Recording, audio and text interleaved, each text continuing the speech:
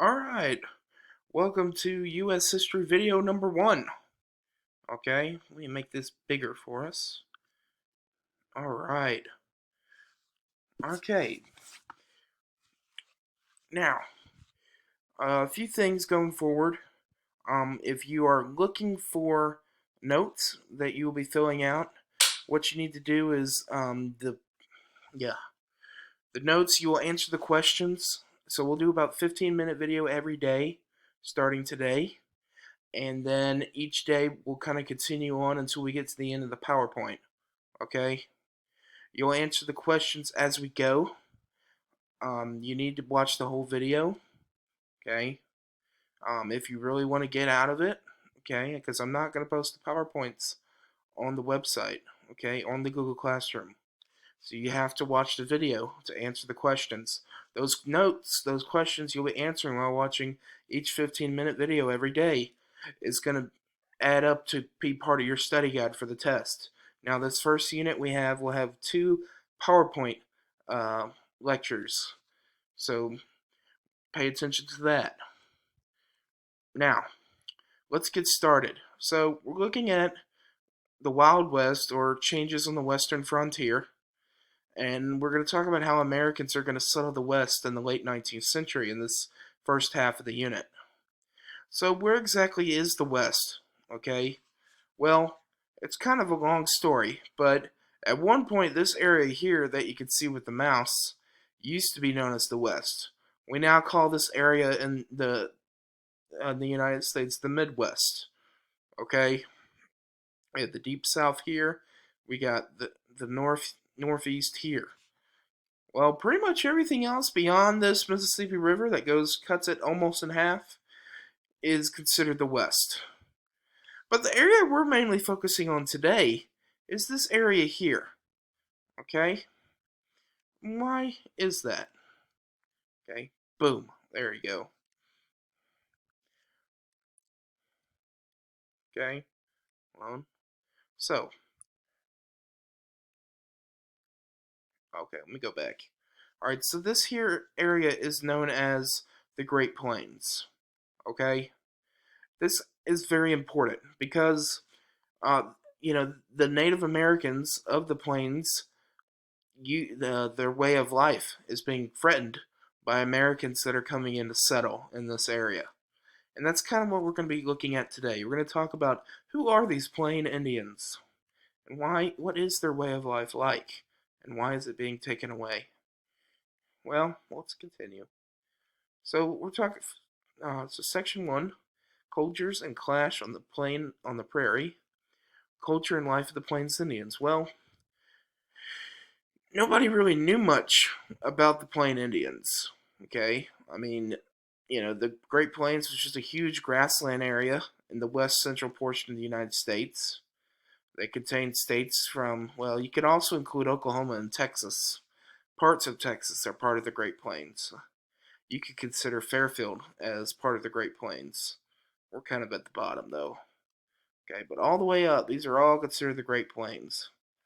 Okay, and probably the biggest section of it, once you get to Kansas, it's just flat, and it stays like that till you get to North Dakota. Okay, there's no mountains. The only mountains that are in the area are in southern Missouri, and they're more like giant hills. That region is called the Ozarks. Okay, they're primarily in Oklahoma and Arkansas. Arkansas about 75%. Okay. There's hardly any trees. Most of the trees in our area, I guarantee you, were planted by somebody a long time ago. But back then, the area even we live in today is believed to have not had many trees. Okay? This area is very difficult to farm. Okay? It's hard to live on. There's not much nutrition there's not good soil to grow crops. So how are farmers going to survive in this climate? Well, before we get to the farmers, let's go back to the Indians. Okay?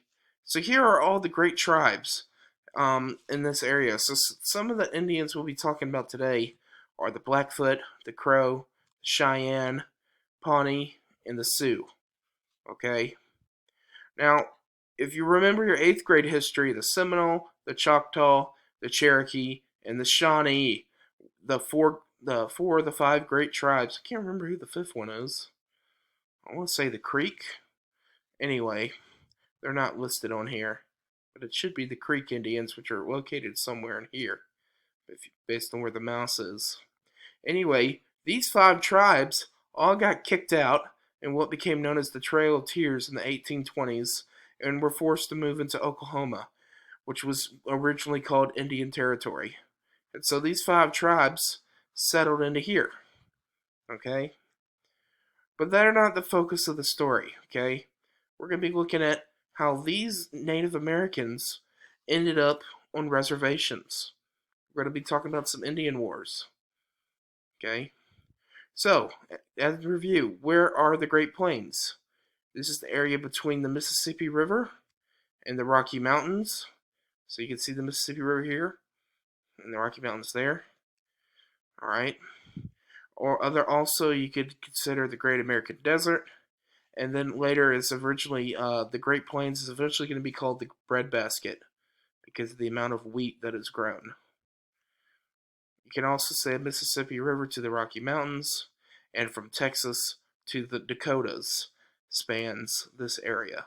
Now, if you really want to get a good picture of what the plains is like, you really need to go into Oklahoma, North Texas, go drive north of Dallas, and you'll understand what I'm talking about. It's different from, say, the Panhandle. The Panhandle is more like this climate over here, a little bit drier. Their climate there is so different. They have snow and rain.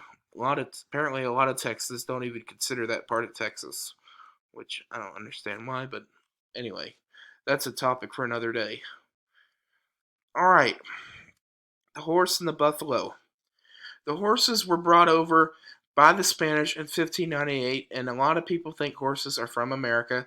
They're actually originally from China, East Asia, and they just kind of migrated their way. People discovered them, and they started breeding them and bringing them all the way across into Europe, North Africa, and eventually they brought them over to North America. Okay? They also brought guns over, and Native Americans would become very adaptive with the gun. They would buy guns from settlers, bullets, and everything. This helped them in their hunting capabilities. See, until the mid 1700s, these tribes were nomadic. What that means is that they never settled in one place for very long. All right, and when they got the horses, they used them to travel quickly. All right, and the buffalo, which is native to North America, provided all the needs they ever needed. They used the hide for clothing and for shelter. They would sleep on the fur. It's very warm. They would use the meat for sustenance. They could use the intestines for other items. Okay, they would use them as handles for like weapons and stuff like that. Okay, they could make any part of that animal useful in some way. There was nothing left except for hardly even any bones. Okay, but the Native Americans, because they moved around, they never killed off a whole herd of buffalo. Okay, they never went extinct. But they are in low numbers today, thanks to white Americans. So, like I said, the hides were used. Oh yeah, the teepees. Okay, when you think of Indians or Native Americans, you typically think of teepees, right? Well, the Plain Indians were known for using teepees. They lived in them. Okay, and like I said, the horses changed the way of life for these Native Americans, and they started having more warfare capabilities because of their increased mobility. So, they would touch an enemy or capture a weapon.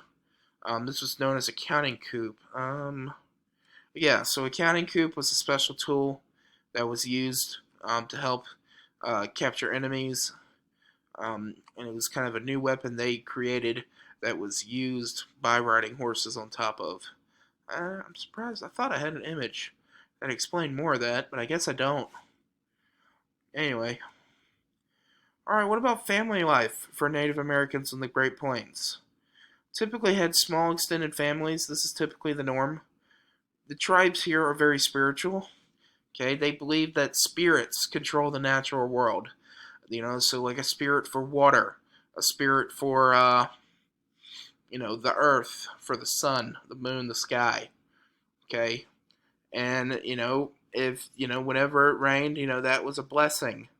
And if it didn't, and then if there was a drought, they were being cursed by the rain god and not being able to have the sun on them. Okay, and the land was very communal. Basically, what that means is it was very common. Okay, there was lots of land. There's no troubles there. Now, what about the settlers that are coming in?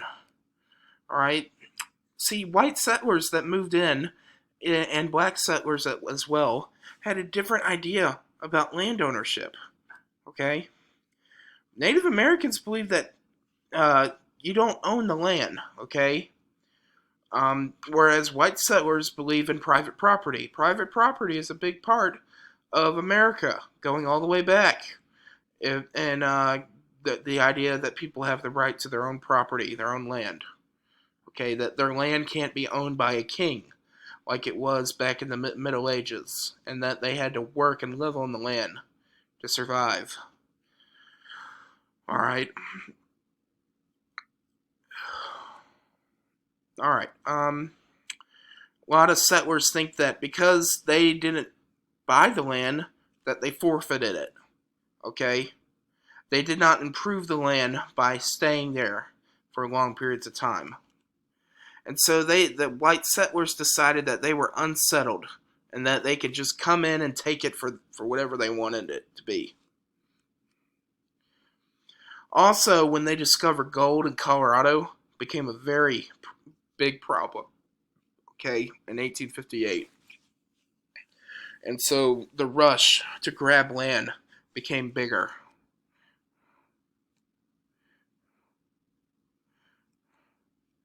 Now, more settlers are going to continue heading west. The U.S. government is going to increasingly protect their interest. And so in 1834, the government is going to designate the Great Plains as one huge reservation. Well, that's a problem because white people are going to keep moving in anyway. And then we see a bunch of treaties signed in the 1850s that describe what the specific boundaries for each tribe were and whatnot. And then railroad companies would also change things. Well, railroad companies would influence the government decisions. They would draw the lines out on the tribes so they could get railroads to and from. Because by the 1850s, California is now a state, and in the 1850s and 60s, they're trying to build a giant railroad that goes all the way across this country. And we'll talk about that on another day. And so as settlers moved west, we're going to see lots of conflicts between the natives and American citizens. Okay? All right? And so we're going to see the first conflict in 1864 with the massacre at Sand Creek, where U.S. Army troops will kill over 200 Arapaho women and children at Sand Creek, Colorado. All right? Now, it started because of the Bozeman Trail. Well, you know what? We're almost out of time. So let's stop here and we'll come back and start with the massacre at Sand Creek. Okay? This is a good place to stop. And I look forward to continuing this with y'all on Monday.